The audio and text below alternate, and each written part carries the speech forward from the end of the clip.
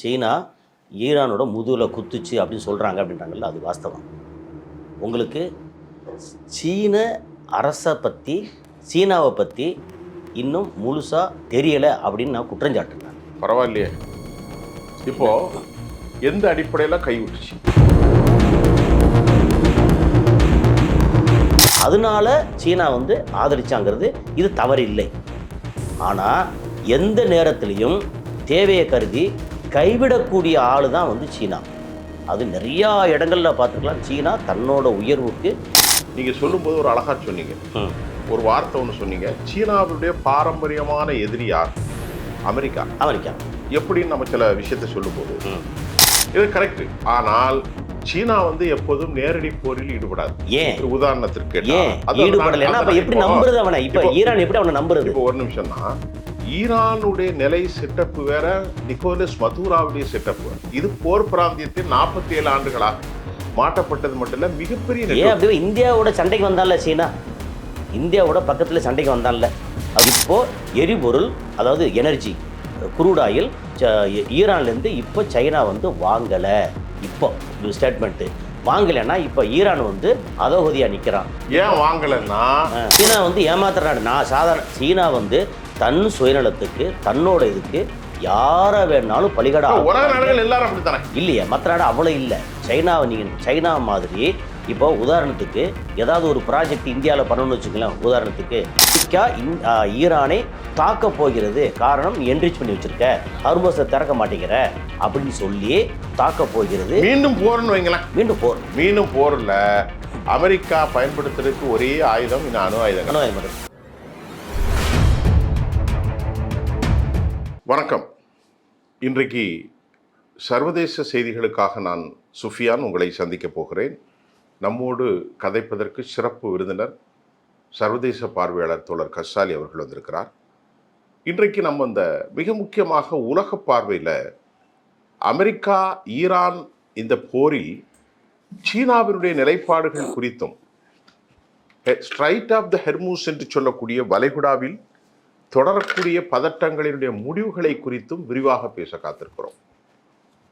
சீனா அமெரிக்காவை இணக்கத்தோடு நடைபெறுகிற நேரத்தில் ஈரானை கைவிட்டதாக பல ஊடகவியலாளர்கள் தங்கள் செய்தியை வெளியிட்டுக் கொண்டிருக்கிற நேரத்தில் நாம் அதை எப்படி பார்க்க வேண்டும் என்ற கேள்வியோடு பார்க்க போகிறோம். இந்த போரின் முடிவு, எல்லைகள், அமெரிக்க சீனாவுடைய ராஜதந்திர தந்திரோபாய நடவடிக்கைகள், திரு புட்டினின் சீன விஜயம், அமெரிக்க அதிபர் நேற்று வழங்கிய செவ்வியின் பின்னோட்டம். நான் உங்களோடு இணைகிறேன் சர்வாக. சார், இதை எப்படி பார்க்குறீங்க? நான் உங்களோட விஷயத்தை ஒரு விஷயத்தை மறுக்கிறேன். நிறைய ஊடகவியலாளர்கள் சீனா ஈரானோட முதுகில் குத்துச்சு அப்படின்னு சொல்கிறாங்க அப்படின்றாங்கல்ல, அது வாஸ்தவம். உங்களுக்கு சீன அரசை பற்றி, சீனாவை பற்றி இன்னும் முழுசாக தெரியலை அப்படின்னு நான் குற்றஞ்சாட்டுறேன். பரவாயில்லையே, இப்போ எந்த அடிப்படையில் கைவிட்டுச்சு? நீங்கள் சொல்கிறதுக்கு ஒரு காரணம் வேணும்ல. சரி, சீனா எந்த அடிப்படையில் கைவிட்டுது? ஈரானை ஆதரிச்சாங்க. வேணும், உலகத்தில் எல்லாருமே ஒரு கூட்டணி தான். 2, 3, 5, 4, 2, 6. அப்போ நம்ம 4 இருக்கோம், இன்னொருத்த கூட சேரும்போது 3. இன்னைக்கு தமிழ்நாட்டில் கூட்டணி வைக்கிற மாதிரி தான். அப்படிலாம் ஒன்றும் இல்லை. எல்லாருமே உலக அளவில் லாபம் நஷ்ட கணக்கு தான். ஓகே, இப்போ ஈரானை ஆதரித்ததுக்கு ஒரே ஒரு முக்கிய காரணம், ஈரானில் அளவுக்கு அதிகமாக நிறையா எண்ணெய் வளம் இருக்குது. கரெக்ட் தானே? அந்த எண்ணெய் வளம் ஈரானில் இல்லைன்னா சீனா அது பக்கமே போயிருக்க மாட்டான். எண்ணெய் வளம் இருக்குது. அது போக சீனாவுக்கும் அமெரிக்காவுக்கும் காலங்காலமாக ஆகலை, இதில் அரசியல் ரீதியாக ஆகலை. அப்படிங்கும்போது அவனுக்கு தேவைப்படுறது, அவன் நாட்டில் உற்பத்தி ஆகிறது ஒரு 20% எண்ணெய். ஆனால் 80% எண்ணெய் வெளியிலேருந்து வாங்கணும் அப்படிங்கிறத ஏற்கனவே நிறையா பேசியிருக்கோம். ஒன்று அவனுக்கு இணக்கமாக இருக்கக்கூடிய ரஷ்யாவில் வருது, இன்னொன்று வெனிசுலாவில் கொஞ்சம் வாங்கிட்டு இருந்தான், அப்புறம் லத்தீன் அமெரிக்கா, தென் அமெரிக்காவில் கொஞ்சம் கொஞ்சம், ஆப்பிரிக்க நாட்டில் கொஞ்சம் கொஞ்சம். ஆனால் அதிகமான அளவு வாங்கினது ஈரான்லேருந்து. காரணம் 2 விஷயம். ஒன்று குவாலிட்டி, வெனிசுலாவோட ஆயில் குவாலிட்டி கம்மி, ரஃப். ஆமாம், குவாலிட்டி கம்மி, ஏன்னா அதோட டென்சிட்டி அதிகம், குவாலிட்டி கம்மி. ஈரானோட oil number 1 quality. Saudi Arabia, Iran, America, Russia, Iraq, இந்த ஏரியாவில் இருக்கிற குவாலிட்டி ஆமாம், குவாலிட்டி அதிகம். விலை வந்து வேறு யாரும் வாங்குறதுக்கு ஆள் இல்லையா, அதனால் சீப் ரேட்டு வேறு. நீங்கள் வந்து $60 மற்ற விற்றானே இவன் $45 அப்படின்னு சீப் ரேட்டில் எல்லாம் கிடைக்குது. அப்படிங்கும்போது அதனால சீனா வந்து ஆதரிச்சாங்கிறது இது தவறு இல்லை. ஆனால் எந்த நேரத்திலையும் தேவையை கருதி கைவிடக்கூடிய ஆள் தான் வந்து சீனா. அது நிறையா இடங்களில் பார்த்துருக்கலாம். சீனா தன்னோட உயர்வுக்கு யாரையும் கைவிடக்கூடிய ஆள் அப்படிங்கிறது. இப்போது அமெரிக்கா வந்து போகிறான்ல, அங்கே போய் பேசுகிறான்ல, பேசுனோடனே இத்தனை ஒரு 75-80 நாள் போர் சூழல் இருக்குல்ல, போர் நடந்து 30 நாள் போர் நடந்தது. அதுக்கப்புறம் வந்து ட்ரூஸ் போர் நிறுத்தம் திரும்ப வந்துச்சு. இப்போ 80 நாள் ஆகி போச்சுல்ல. நேரடியாக இது வரைக்கும் சைனா வந்து எதுவுமே பெருசாக ஒன்றும் சொல்லலை. ஆனால் மறைமுகமாக உதவி பண்ணாங்க. காரணம் அவனுக்கு தேவை ஆயில். இதையும் நிறுத்தியாச்சு அப்படின்னா சீனா வந்து வீணாக போயிடும். ஆயில் சீனா வீணாக போகணுங்கிறது தான் அமெரிக்காவோட ஐடியா. ஆனால் இப்போ போய் என்ன பேசியிருக்காங்க, நீ வந்து எனர்ஜி செக்டர் எனர்ஜி வந்து வாங்கணும் எங்கிட்ட இருந்து. நான் வந்து ஒரு $500 பில்லியன் நாங்கள் சீனாலேருந்து வாங்குகிறோம். ஆனால் சீனா எங்கிட்டேருந்து $150 பில்லியன் தான் வாங்குறாங்க. அப்போ அதை மேட்ச் பண்ணுங்க, இல்லைன்னா 30% வரி போடுவேன். சரி, வரி போடாத, என்ன செய்யணும், எங்கிட்ட இருக்கிறதுல போயிங் இருக்குது, வாங்கிக்கிறியா, சரி வாங்கிக்கிறேன். அப்புறம் சோயாபீன் சம்மந்தப்பட்ட அக்ரிகல்ச்சர் ப்ராடக்ட் இருக்குது, சரி எங்கள் மக்கள் நிறையா இருக்காங்க, என்னத்தை கொடுத்தாலும் சாப்பிடுவாங்க, ரைட் ஓகே நான் வாங்கிக்கிறேன். அந்த சோயாபீன் எவ்வளோ வாங்கிட முடியும், எத்தனை பில்லியன் வாங்கிட முடியும், அது ஒரு பெரிய வருமானம் கிடையாது. ஆனால் போயிங் வந்து பில்லியனில் வாங்க முடியும். ஆனால் போயிங்கெல்லாம் தாண்டி வந்து சைனாவில் இருக்குது டெக்னாலஜி, அப்புறம் மேனுஃபேக்சரிங் எல்லா வசதியும் அங்கே இருக்குது. அதையும் தாண்டி வந்து இது சொல்கிறாங்க எனர்ஜி தான் ரொம்ப ரொம்ப முக்கியம். அமெரிக்கா வந்து உலகத்தின் number 1 crude oil production company. Number 1 America, number 2 Russia. ஏற்கனவே சொல்லிட்டு இருக்கோம். சில வேலைகளில் அமெரிக்கா கொஞ்சம் கம்மியாக இருக்கும், ரஷ்யா கொஞ்சம் மேலே இருக்கும். ஏன்னா அங்கே வந்து அந்த யுக்ரைன் பிரச்சனை வந்து ரொம்ப ஜாஸ்தி. அவன் வந்து நிறையா ஆயில் ஃபீல்டு அடித்ததுனால கொஞ்சம் கம்மியாக இருக்குது. இப்போ வச்சுக்கிட்டிங்கன்னா எனர்ஜி வந்து இப்போ குரூட் ஆயில் அங்கே வாங்குறேன்னு சொல்லிட்டாங்க. அப்புறம் நேற்று ஹர்மூஸை வந்து ஈரான் திறந்து விடணும் அப்படின்னு சொல்லி சைனா ஒரு ஸ்டேட்மெண்ட் கொடுத்துருக்காங்க நேற்று. அது கொடுக்குற காரணம் என்ன சொல்ல, திறந்தானே இருக்குது அப்படின்றாங்க. சரி, இப்போ சொல்லுங்கள், சைனா வந்து பால் மாறிட்டாங்களா மாறலையா? இல்லை, இப்போ நீங்கள் சொல்கிறது நுனிப்புள் மேஞ்ச கதையாக தெரியுது. ஓகே, ஏன்னு நான் மறுக்கிறேன். இல்லை, அது நீங்கள் மறுக்கிறதுக்கு நான் வந்து உங்களை மறுக்கும் போது, உங்களை வந்து குற்றச்சாட்டும் போது நீங்கள் மறுக்கிறதுக்கு முழு ஏன்னு கேட்டிங்கன்னா, நீங்கள் சொல்லும்போது ஒரு அழகா சொன்னீங்க, ஒரு வார்த்தை ஒன்று சொன்னீங்க, சீனாவுடைய பாரம்பரியமான எதிரி யார்? அமெரிக்கா. எப்படின்னு நம்ம சில விஷயத்தை சொல்லும்போது, அவர்களுடைய பொருளாதாரம் 32 ட்ரில்லியன், சீனாவுடைய பொருளாதாரம் 19 ட்ரில்லியன். ஆமாம். அதே மாதிரி அவர்கள் தயாரிக்கக்கூடிய எல்லா இராணுவ நிலைகளையும் அவர்களுடைய மேலும் இன்றைக்கு சீனா வந்து தயார் செய்து கொண்டிருக்கிறார்கள். அடுத்து சீனாவினுடைய அதிகாரத்தை குறைப்பதற்குத்தான் அமெரிக்கா முயற்சி செய்து கொண்டிருக்கிறார். ஆமாம். இது வந்து ஈரானுடைய போருக்கு முந்தைய நிலையை தான் நான் சொல்கிறேன். ஈரான் போர் ஆரம்பித்து இன்றைக்கு 70 நாள் தான், அல்லது 90 நாள், ஒரு 3 மாதம் தான். ஆனால் இது பல ஆண்டுகளாகவே தொடர்கிறது. சமீபத்தில் ஒரு தசாப்தத்திற்கு 2 தசாப்தங்களாக 20 வருஷத்திற்கு மேல, 90களுக்கு பின்பு தெற்காசிய பிராந்தியத்தில் சீனாவை மௌனமாக்க வேண்டும், செயலற்றவர்களாக ஆக்க வேண்டும் என்பது அவர்களுடைய காய்நகர்த்தல், அமெரிக்காவுடைய காய்நகர்த்தல். சரி, சமீப காலமாக அதற்கு இந்தியாவை அவர்கள் பயன்படுத்தினார்கள். யாரு?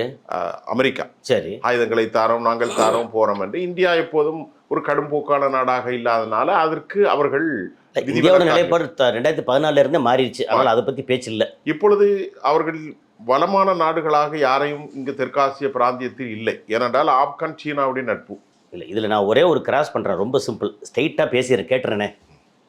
வெனிசுலாவில் சைனாவோட இன்வெஸ்ட்மெண்ட்டு கிட்டத்தட்ட $1.7 ட்ரில்லியன் அப்படின்னு சொல்கிறாங்க. 150 லட்சம் கோடி. ஓகே, இல்லை, ஒரு 65 லட்சம் கோடி தான். சரி, ஓகே, 65 லட்சம் கோடி, 6 லட்சம் கோடி வைங்க, வைத்துக்கொள்ளும். வெனிசுலா சைனாவை முழுசாக நம்பி எல்லாத்தையும் விட்டு கொடுத்தா. அங்கே ரோடு போடுறதுலேருந்து போர்ட்லேருந்து இதை எக்ஸ்ப்ளோர் பண்ணுறதுலேருந்து சைனாவோட கவர்மெண்ட் கம்பெனி, சைனாவோட ப்ரைவேட் கம்பெனி எல்லாம் போய் அங்கே உட்காந்துருந்தாங்க. அந்த மதுராவை வந்து அமெரிக்கா தூக்கிட்டு போனாங்க. இப்போ அது வந்து சீனாவுக்கு நல்லதா தீமையா?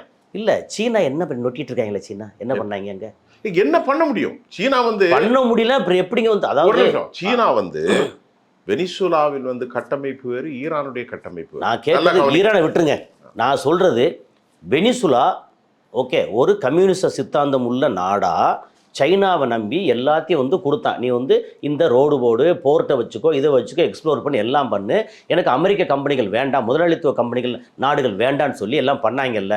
அமெரிக்கா திடீர்னு வந்து மதுராவை வந்து தூக்கிட்டு போனாங்கல்ல. சைனா என்ன பண்ணான்? இது கரெக்ட்.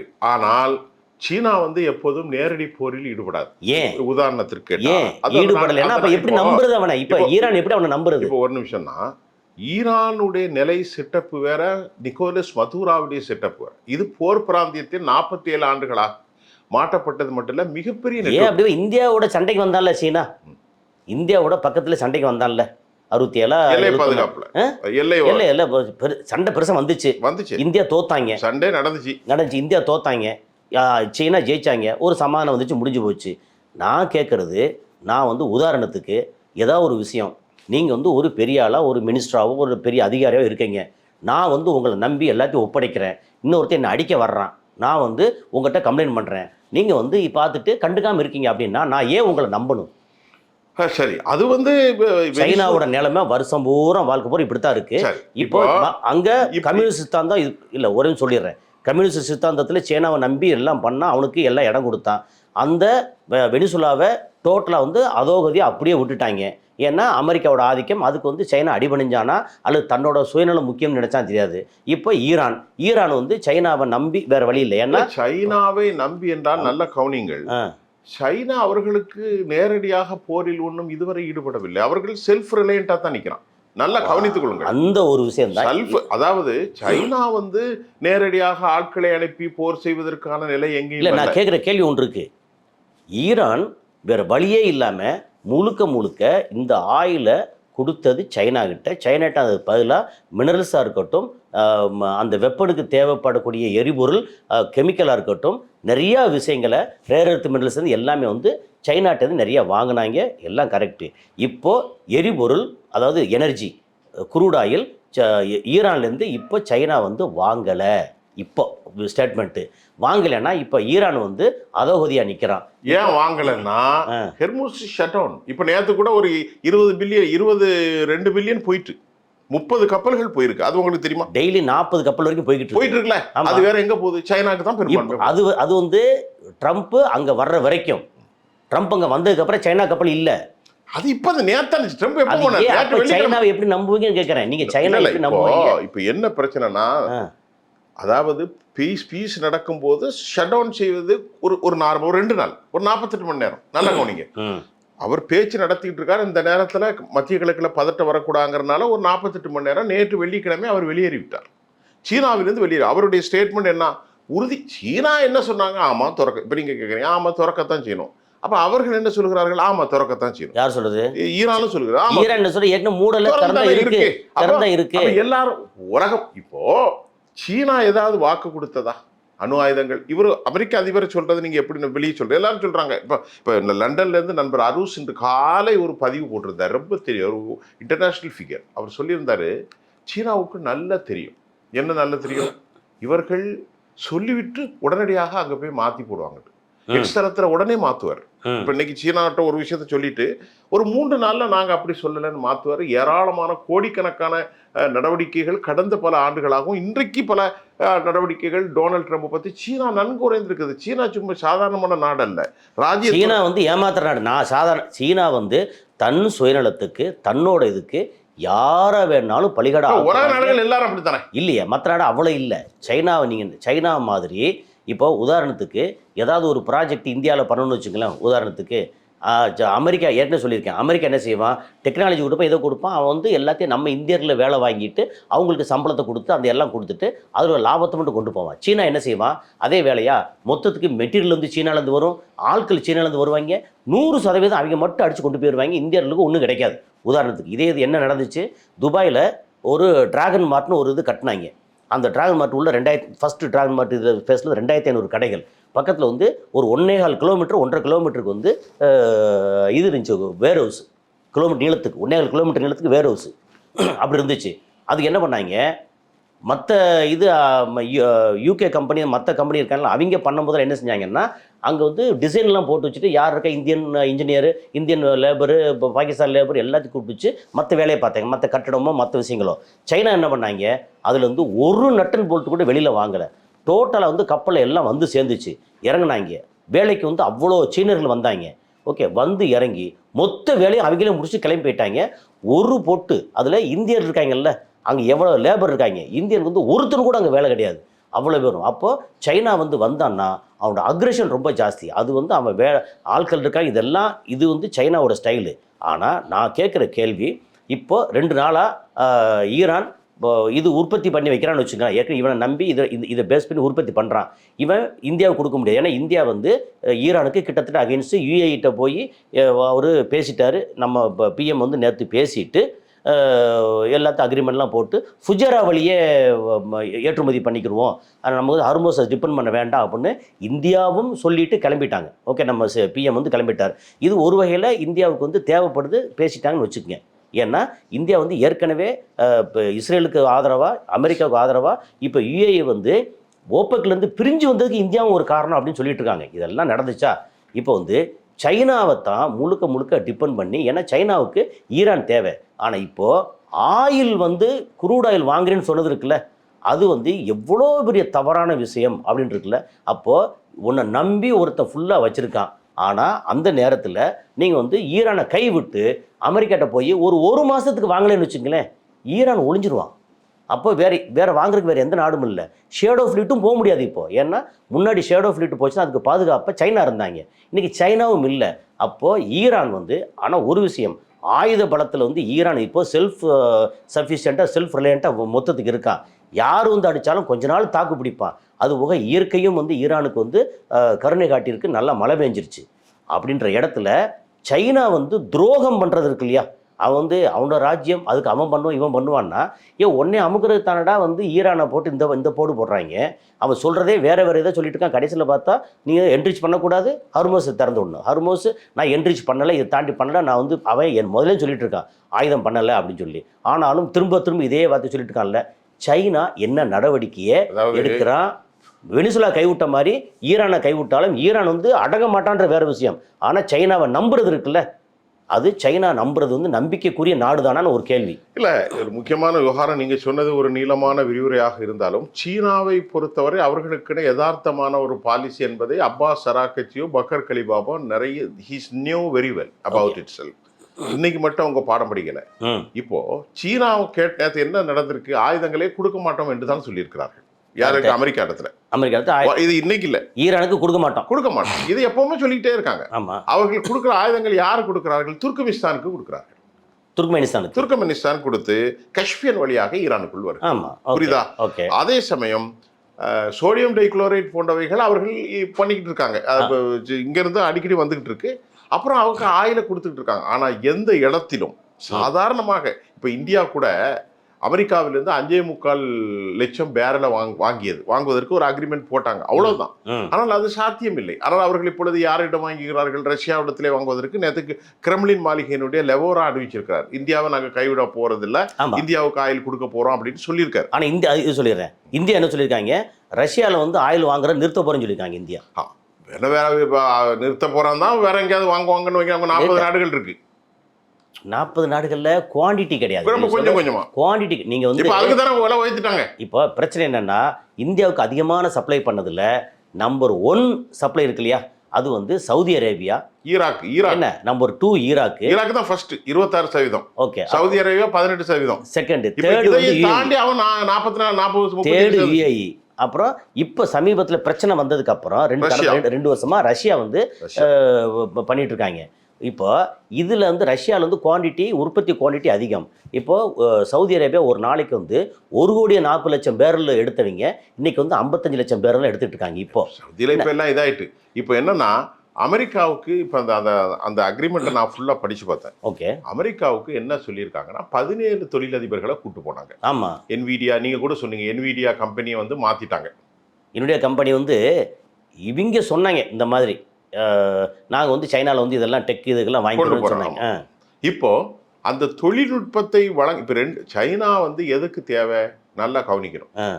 சைனா தனது பாலிசியை விட்டு இப்போ ஈரானுடைய போர் உலகத்திற்கு எல்லா நாடுகளுக்கும், புட்டினுக்கோ ஜிபிங்கிக்கோ அடக்குமுறைகளுக்கு எதிரான போர் என்றும் அமெரிக்காவினுடைய வல்லாதிக்கத்தை முழுமைப்படுத்தக்கூடிய ஒரு தேசமாகத்தான் ஈரானை அவர்கள் பார்க்கிறார்களே தவிர, சொந்த நலனில் வியாபார நலனுக்காக அவர்கள் பார்க்கவில்லை, பார்க்கவும் முடியாது. அப்படி பார்த்தார்கள் என்றால் தோல்வி தந்துடுவார்கள்.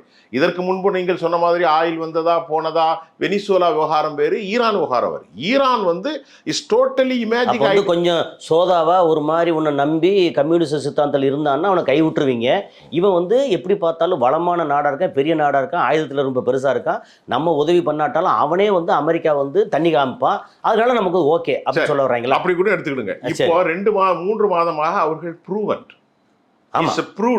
உலகத்துக்கு நிரூபிச்சிருக்காங்க. அவருடைய எக்கனாமி, அவர்களுடைய ராணுவ பலத்தை முழுமையாக இப்ப அமெரிக்கா வந்து இப்போ வந்து எதுக்கு வந்தார்கள் என்று பிபிசி தன் கட்டுரையில் நேற்று இரவு சொல்லுகிறது. அமெரிக்கா வந்தது 2 நோக்கம். முதலாவது நோக்கம் என்ன? அவர்களோடு வர்த்தகத்தை இம்போர்ட் செய்வதை, அங்கிருந்து அமெரிக்காவிலிருந்து சில தொழில்நுட்பங்களை பகிர்ந்து கொள்கிறார்கள். அது இவர்கள் திருடி விடுவார்கள் என்பது அவர்களுக்கும் தெரியும். அப்படியே காப்பி பேஸ்ட் பண்ணிடுவாங்க. முக்கியமாக அவர்கள் வந்தது அமெரிக்க கம்பெனிகளுக்கு அங்கு இடம் கொடுக்க வேண்டியது. 17 ஓனர்ஸ், எஸ்லா போன்றவர்கள், நெவிடியா போன்றவர்கள். இரண்டாவது, சீன போரை எப்படியாவது முடிவுக்கு ஈரான் போரை எப்படியும் முடிவுக்கு கொண்டு வரக்கு சீனா நாங்க இங்க மாட்டிக்கிட்டோம். நீ ஏதாவது சொல்லி முன்ன பின்ன சொல்லி நாங்க வெளியேறதுக்கு ஏதாவது. ஆனால் சீனா வந்து எந்த இடத்திலும் உறுதி கொடுக்கவில்லை. வழக்கம் போல பார்ப்போம், கல்யாணத்துக்கு வரலாம், முயற்சி பண்ணுவோம், நீங்கள் வரலாம், வராமல் போகலாம். ஆயிலே வாங்கிக் கொள்கிறேன், உங்களிடம் வாங்கிக் கொள்கிறேன், வாங்கலாம், வாங்காமலும் போகலாம். அல்லது 10 லட்சம் வாங்கணும், 5 லட்சம் வாங்கணும்ன்றலாம் அக்ரிமெண்ட் இல்லை. நான் உங்களிடத்தில் வாங்க ஒத்துக்கொண்டார். அவர் வெளியே வந்து சொல்றாரு, அவர்கள் அணு ஆயுதத்தை வைப்பதற்கு விரும்பவில்லை, அதற்கு ஏதாவது அக்ரிமெண்ட் போட்டுறியா? சும்மா சொல்லியிருக்காரு. ஆமா, அது அணு ஆயுதங்கள்லாம் இருக்கக்கூடாது சார், அது இருக்கிறது வந்து அது அவ்வளோ நல்லது இல்லை. ஆயில் உங்கள்கிட்ட நான் வாங்கிறேன் சார். ஆனால் உண்மையாக டிராப்ட் ஆனது போயிங் விமானம் 200.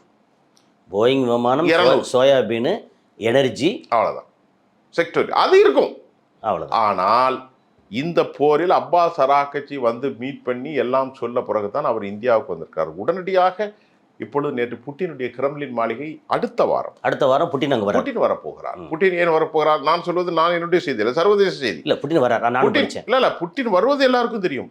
புட்டின் வருகின்ற போது இதற்கான ஒரு முக்கூட்டு கூட்டணி அமைக்கும். அமெரிக்கா என்ன நினைக்கிறார்கள்? பலமிழந்த நிலையில் இப்போது சீனாவை தன்னோடு சேர்த்து கொண்டு, ரஷ்யாவை சேர்த்து கொண்டு அப்படியும் உலகத்தில் வருது. நாங்கள் மட்டுமே உலகத்தினுடைய வல்லாதிக்கம், அது ஒருபோதும் சாத்தியமே இல்லை. இல்லை, அதை வந்து இப்போ சீனா வந்து ஸ்டேட்மெண்ட்டாக வேற கொடுத்துருக்காங்க. ஆமாம், அமெரிக்கா இஸ் டிக்ளைனிங் அப்படின்னு சொல்லி ஸ்டேட்மெண்ட் கொடுத்துருக்காங்க. அதனால இந்த போரில் ஒரு ஸ்ட்ராட்டஜிக்கல் ஃபார்மேஷன், அதாவது இந்த இடத்துல ஒரு விஷயத்தை நான் சொல்லிடுறேன், கிட்ட டைம் ஆயிடுச்சு, முடிச்சிருவோம். சரி, ஒரே ஒரு விஷயம். இப்போ சைனா என்னதான் ஈரானை கைவிட்டாலும், ஆனால் ஈரான் வந்து அவள் ஈஸியாக வந்து மடங்காது அப்படி தெரிஞ்சுக்கிட்டு வாய்ப்பு இல்லை. இப்போ நான் வந்து இப்போ நம்ம ஆரம்பிக்கிறதுக்கு முன்னாடி எனக்கு வந்த செய்தி, அமெரிக்கா ஈரானை பெரிய அளவு தாக்க போகிறது. அது எப்பவும் தான் சொல்லிக்கிட்டே இருக்காங்க. இல்லை, இப்போ அப்போ போகும்போது இது முடிச்சுட்டே இதெல்லாம் ஓகே, அவங்க ஒத்துக்கிட்டானா ஓகேன்னு சொல்லிட்டு போனதுக்கு அப்போ ஏன் தாக்க போகுது? ஆனால் ஏன்னா அவங்களுக்கு வேறு வழி இல்லை. அமெரிக்கா ஈரானை தாக்க போகிறது. காரணம், நீ என்ரிச் பண்ணி வச்சிருக்க, ஹார்மோஸை திறக்க மாட்டேங்கிற அப்படின்னு சொல்லி தாக்க போகிறது. மீண்டும் போர்னு வைங்களேன். மீண்டும் போரில் அமெரிக்கா பயன்படுத்துறதுக்கு ஒரே ஆயுதம் இன்னும் அணு ஆயுதம் மட்டும்தான். அந்த அணு ஆயுதத்தை அவ்வளோ ஈஸியாக பயன்படுத்தா உலக நாடுகளில் பெரும் குழப்பம் வந்துடும். அது மட்டும்தான் நாம பொறுத்திருந்தா அதை பார்ப்போம். இப்போ சீனாவும் இது அவங்களுக்கு தெரியல. இப்போ நம்ம பேசிட்டு போனா இது விளங்கும். என்ன ஒண்ணு நமக்கு ஆதங்கம் என்னன்னா, சைனா ஏதாவது ஒரு சின்ன நடவடிக்கையாவது வெனிசுலாவில் எடுத்திருந்தாங்கன்னா, ஒருவேளை ஒரு சின்ன நடவடிக்கை எடுத்திருந்தாங்கன்னா, சைனா வந்து அங்கே போகிறாங்க, நீ போகக்கூடாது அப்படி திரும்பி வந்துட்டாங்க, முடிஞ்சு போச்சு. வெனிசுலா வந்து இப்போ அனாதையாக கிடக்காங்க. ஏன்னா அமெரிக்காவோட கட்டுப்பாட்டில் அனாதையாக கிடக்காங்க. முடிஞ்சது என்ன, இவங்க 51வது ஸ்டேட்டை ஜாயின் பண்ணிட்டாங்க கிட்டத்தட்ட. அதுக்கு வந்து அதிபராக வந்து இப்போ ட்ரம்ப் தான் இருக்காரு அப்படின்ற அளவுக்கு வந்துருச்சு. இந்த அளவுக்கு வந்து மோசமாக நடந்துக்கிட்டாங்கன்னா என்ன அர்த்தம்? சைனா வந்து ஒரு நம்பிக்கைக்குரிய நாடு அல்ல. அதே மாதிரி லிபியா, அதே மாதிரி இப்படி ஒவ்வொரு நாடும் இவங்களை நம்பி வீணாக போனது தான் முடிவே ஒழிய. அதனால சரி, என்ன நடந்தாலும் ஈரானுக்கு தெரியும், ஈரான் வந்து யாரையும் முழுசா நம்பி இல்லை, ஆனால் அங்கங்கே டிபெண்ட் பண்ணியிருக்காங்க. இப்போ நீங்கள் சொன்ன மாதிரி அமெரிக்கா வந்து தாக்குதலுக்கு முயற்சி இருக்கார்கள். அடுத்த கட்டம் என்ன நடக்க போகணும்னு பொறுத்திருந்து பார்த்து மீண்டும் சந்திப்போம் சார்.